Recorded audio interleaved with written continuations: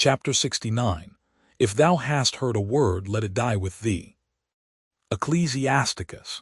Mr. Bulstrode was still seated in his manager's room at the bank, about 3 o'clock of the same day on which he had received Lydgate there, when the clerk entered to say that his horse was waiting, and also that Mr.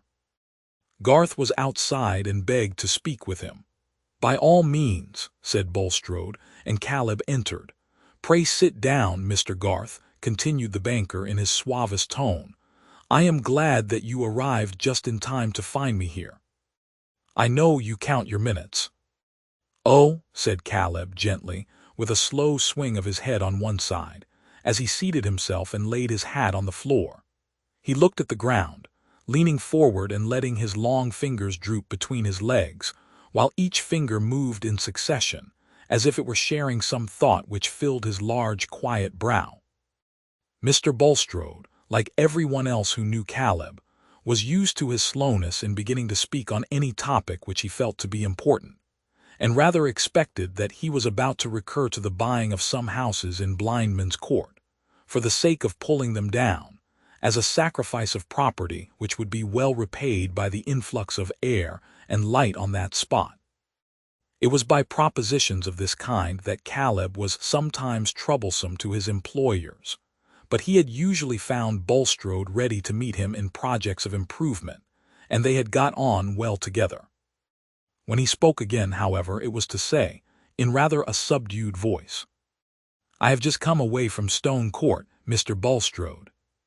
"You found nothing wrong there, I hope," said the banker. "I was there myself yesterday. Abel has done well with the lambs this year." "Why, yes," said Caleb, looking up gravely. "There is something wrong, a stranger who is very ill, I think. He wants a doctor, and I came to tell you of that. His name is Raffles." He saw the shock of his words passing through Bulstrode's frame. On this subject the banker had thought that his fears were too constantly on the watch to be taken by surprise, but he had been mistaken. "Poor wretch," he said in a compassionate tone, though his lips trembled a little. "Do you know how he came there?" "I took him myself," said Caleb quietly, "took him up in my gig. He had got down from the coach, and was walking a little beyond the turning from the toll house, and I overtook him.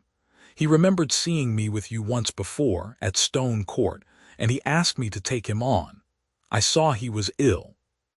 It seemed to me the right thing to do, to carry him under shelter, and now I think you should lose no time in getting advice for him." Caleb took up his hat from the floor as he ended, and rose slowly from his seat. "Certainly," said Bulstrode, whose mind was very active at this moment. "Perhaps you will yourself oblige me, Mr. Garth, by calling at Mr. Lydgate as you pass, or stay. He may at this hour probably be at the hospital. I will first send my man on the horse there with a note this instant, and then I will myself ride to Stone Court." Bulstrode quickly wrote a note, and went out himself to give the commission to his man. When he returned, Caleb was standing as before with one hand on the back of the chair, holding his hat with the other. In Bulstrode's mind the dominant thought was, perhaps Raffles only spoke to Garth of his illness. Garth may wonder, as he must have done before, at this disreputable fellow claiming intimacy with me, but he will know nothing, and he is friendly to me. I can be of use to him.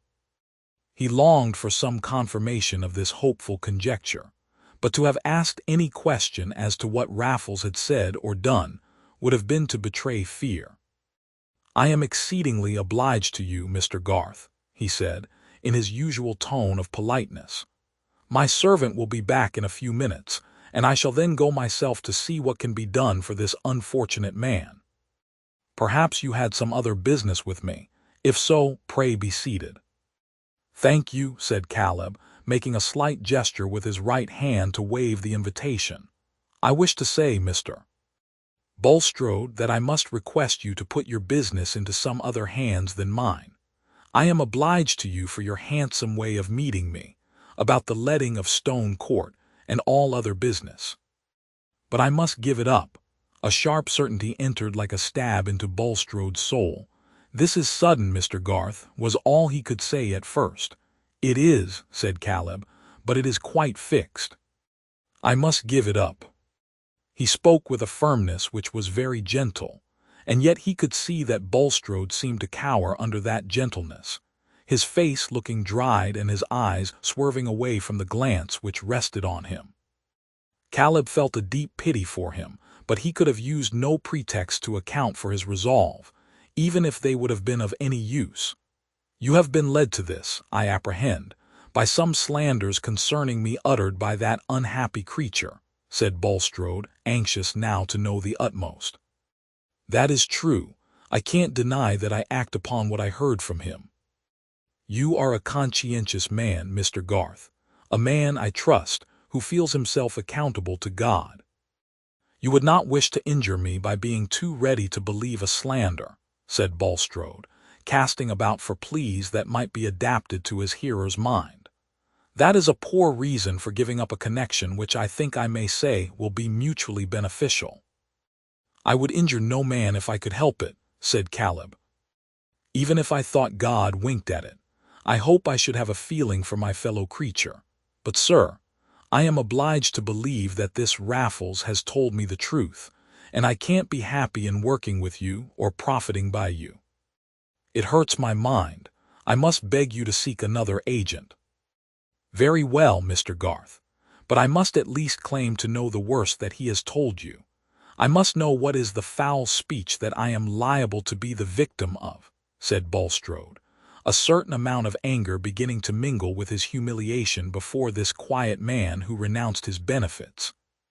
"That's needless," said Caleb, waving his hand, bowing his head slightly, and not swerving from the tone which had in it the merciful intention to spare this pitiable man. "What he has said to me will never pass from my lips, unless something now unknown forces it from me. If you led a harmful life for gain and kept others out of their rights by deceit, to get the more for yourself, I dare say you repent. You would like to go back and can't. That must be a bitter," paused a moment and shook his head. "It is not for me to make your life harder to you."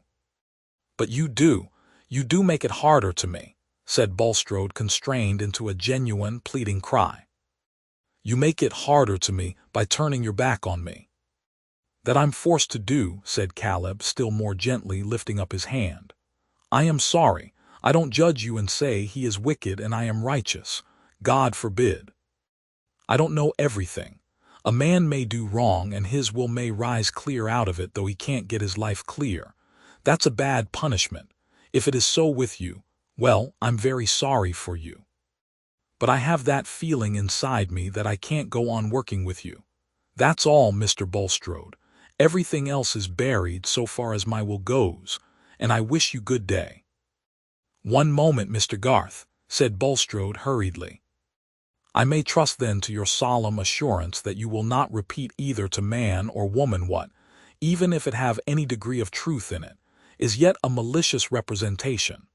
Caleb's wrath was stirred, and he said, indignantly, "Why should I have said it if I didn't mean it?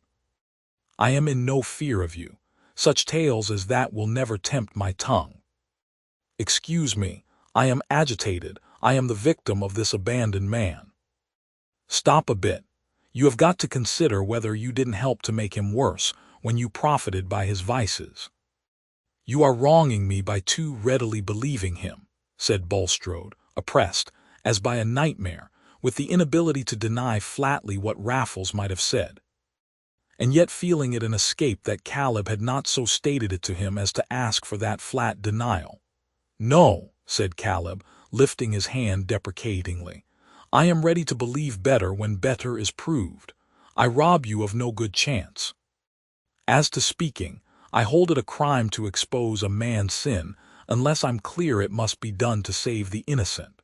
That is my way of thinking, Mr. Bulstrode, and what I say, I've no need to swear. I wish you good day."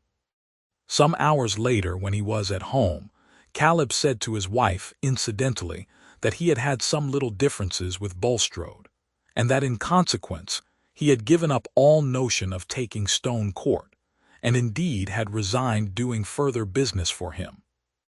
"He was disposed to interfere too much, was he?" said Mrs. Garth, imagining that her husband had been touched on his sensitive point, and not been allowed to do what he thought right as to materials and modes of work.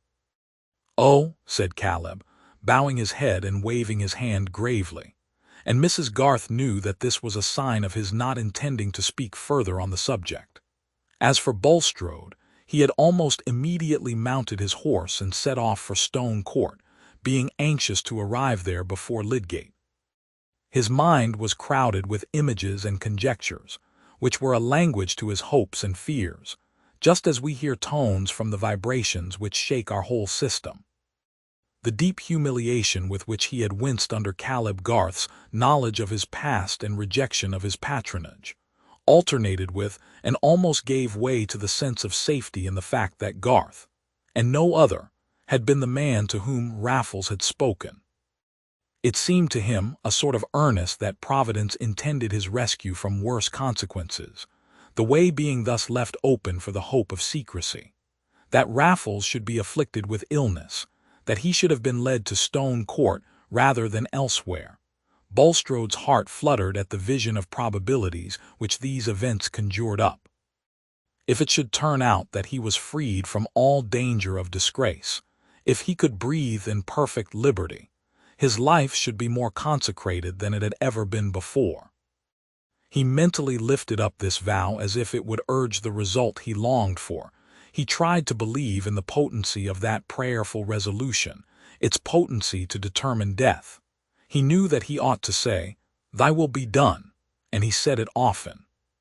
But the intense desire remained that the will of God might be the death of that hated man. Yet when he arrived at Stone Court, he could not see the change in Raffles without a shock. But for his pallor and feebleness, Bulstrode would have called the change in him entirely mental. Instead of his loud, tormenting mood, he showed an intense, vague terror, and seemed to deprecate Bulstrode's anger because the money was all gone. He had been robbed. It had half of it been taken from him. He had only come here because he was ill and somebody was hunting him. Somebody was after him. He had told nobody anything. He had kept his mouth shut. Bulstrode, not knowing the significance of these symptoms, interpreted this new nervous susceptibility into a means of alarming Raffles into true confessions, and taxed him with falsehood in saying that he had not told anything, since he had just told the man who took him up in his gig and brought him to Stone Court. Raffles denied this with solemn adjurations, the fact being that the links of consciousness were interrupted in him, and that his minute terror-stricken narrative to Caleb Garth had been delivered under a set of visionary impulses which had dropped back into darkness. Bulstrode's heart sank again at this sign that he could get no grasp over the wretched man's mind, and that no word of Raffles could be trusted as to the fact which he most wanted to know, namely, whether or not he had really kept silence to everyone in the neighborhood except Caleb Garth. The housekeeper had told him without the least constraint of manner that since Mr. Garth left, Raffles had asked her for beer, and after that had not spoken, seeming very ill. On that side it might be concluded that there had been no betrayal. Mrs. Abel thought, like the servants at the Shrubs, that the strange man belonged to the unpleasant kin, who are among the troubles of the rich. She had at first referred the kinship to Mr. Rigg, and where there was property left, the buzzing presence of such large blue bottles seemed natural enough. How he could be kin to Bulstrode as well was not so clear, but Mrs. Abel agreed with her husband that there was no knowing, a proposition which had a great deal of mental food for her, so that she shook her head over it without further speculation. In less than an hour Lydgate arrived. Bulstrode met him outside the wainscoted parlor, where Raffles was, and said, "I have called you in, Mr. Lydgate, to an unfortunate man who was once in my employment, many years ago. Afterwards he went to America, and returned, I fear, to an idle, dissolute life. Being destitute, he has a claim on me. He was slightly connected with Rigg, the former owner of this place, and in consequence found his way here. I believe he is seriously ill. Apparently his mind is affected. I feel bound to do the utmost for him." Lydgate, who had the remembrance of his last conversation with Bulstrode strongly upon him, was not disposed to say an unnecessary word to him, and bowed slightly in answer to this account. But just before entering the room he turned automatically and said, "What is his name?" to no names being as much a part of the medical man's accomplishment as of the practical politician. "Raffles, John Raffles," said Bulstrode, who hoped that whatever became of Raffles, Lydgate would never know any more of him. When he had thoroughly examined and considered the patient, Lydgate ordered that he should go to bed, and be kept there in as complete quiet as possible, and then went with Bulstrode into another room. "It is a serious case, I apprehend," said the banker, before Lydgate began to speak. "No and yes," said Lydgate, half dubiously. "It is difficult to decide as to the possible effect of long-standing complications. But the man had a robust constitution to begin with. I should not expect this attack to be fatal, though of course the system is in a ticklish state. He should be well watched and attended to." "I will remain here myself," said Bulstrode. "Mrs. Abel and her husband are inexperienced. I can easily remain here for the night, if you will oblige me by taking a note for Mrs. Bulstrode." "I should think that is hardly necessary," said Lydgate. "He seems tame and terrified enough. He might become more unmanageable, but there is a man here, is there not?" "I have more than once stayed here a few nights for the sake of seclusion," said Bulstrode indifferently. "I am quite disposed to do so now. Mrs. Abel and her husband can relieve or aid me, if necessary." "Very well. Then I need give my directions only to you," said Lydgate, not feeling surprised at a little peculiarity in Bulstrode. "You think, then, that the case is hopeful," said Bulstrode, when Lydgate had ended giving his orders. "Unless there turn out to be further complications, such as I have not at present detected." "Yes," said Lydgate. "He may pass on to a worse stage, but I should not wonder if he got better in a few days by adhering to the treatment I have prescribed. There must be firmness. Remember, if he calls for liquors of any sort, not to give them to him.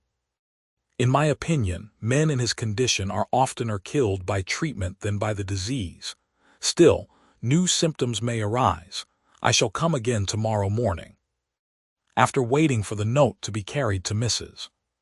Bulstrode, Lydgate rode away, forming no conjectures in the first instance about the history of Raffles, but rehearsing the whole argument, which had lately been much stirred by the publication of Dr. Ware's abundant experience in America as to the right way of treating cases of alcoholic poisoning such as this. Lydgate, when abroad, had already been interested in this question. He was strongly convinced against the prevalent practice of allowing alcohol and persistently administering large doses of opium, and he had repeatedly acted on this conviction with a favorable result. "The man is in a diseased state," he thought, "but there's a good deal of Ware in him still. I suppose he is an object of charity to Bulstrode. It is curious what patches of hardness and tenderness lie side by side in men's dispositions. Bulstrode seems the most unsympathetic fellow I ever saw about some people, and yet he has taken no end of trouble and spent a great deal of money on benevolent objects. I suppose he has some test by which he finds out whom heaven cares for. He has made up his mind that it doesn't care for me." This streak of bitterness came from a plenteous source, and kept widening in the current of his thought as he neared Lowick Gate. He had not been there since his first interview with Bulstrode in the morning, having been found at the hospital by the banker's messenger.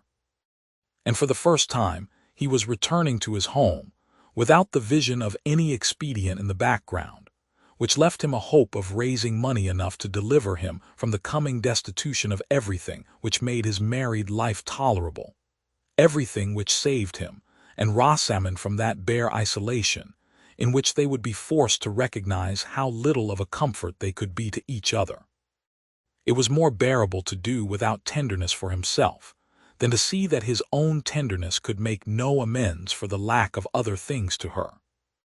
The sufferings of his own pride from humiliations past and to come were keen enough, yet they were hardly distinguishable to himself from that more acute pain which dominated them, the pain of foreseeing that Rosamond would come to regard him chiefly as the cause of disappointment and unhappiness to her. He had never liked the makeshifts of poverty, and they had never before entered into his prospects for himself. But he was beginning now to imagine how two creatures who loved each other, and had a stock of thoughts in common, might laugh over their shabby furniture, and their calculations how far they could afford butter and eggs. But the glimpse of that poetry seemed as far off from him as the carelessness of the golden age. In poor Rosamond's mind, there was not room enough for luxuries to look small in. He got down from his horse in a very sad mood, and went into the house, not expecting to be cheered except by his dinner, and reflecting that before the evening closed it would be wise to tell Rosamond of his application to Bulstrode and its failure. It would be well not to lose time in preparing her for the worst, but his dinner waited long for him before he was able to eat it, for on entering he found that Dover's agent had already put a man in the house, and when he asked where Mrs. Lydgate was, he was told that she was in her bedroom. He went up and found her stretched on the bed, pale and silent, without an answer even in her face to any word or look of his. He sat down by the bed, and leaning over her said with almost a cry of prayer, "Forgive me for this misery, my poor Rosamond. Let us only love one another." She looked at him silently, still with the blank despair on her face. But then the tears began to fill her blue eyes, and her lip trembled. The strong man had had too much to bear that day. He let his head fall beside hers and sobbed. He did not hinder her from going to her father early in the morning. It seemed now that he ought not to hinder her from doing as she pleased. In half an hour she came back, and said that Papa and Mamma wished her to go and stay with them while things were in this miserable state. Papa said he could do nothing about the debt. If he paid this, there would be half a dozen more. She had better come back home again till Lydgate had got a comfortable home for her. Do you object, Tertius? Do as you like, said Lydgate, but things are not coming to a crisis immediately. There is no hurry. I should not go till tomorrow, said Rosamond. I shall want to pack my clothes. Oh, I would wait a little longer than tomorrow. There is no knowing what may happen, said Lydgate with bitter irony. I may get my neck broken, and that may make things easier to you. It was Lydgate's misfortune, and Rosamond, too, that his tenderness towards her, which was both an emotional prompting and a well-considered resolve, was inevitably interrupted by these outbursts of indignation, either ironical or remonstrant.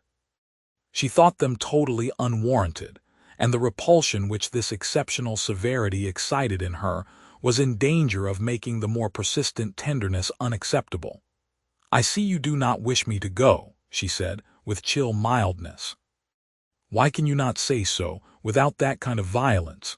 I shall stay until you request me to do otherwise. Lydgate said no more, but went out on his rounds. He felt bruised and shattered, and there was a dark line under his eyes which Rosamond had not seen before. She could not bear to look at him. Tertius had a way of taking things which made them a great deal worse for her.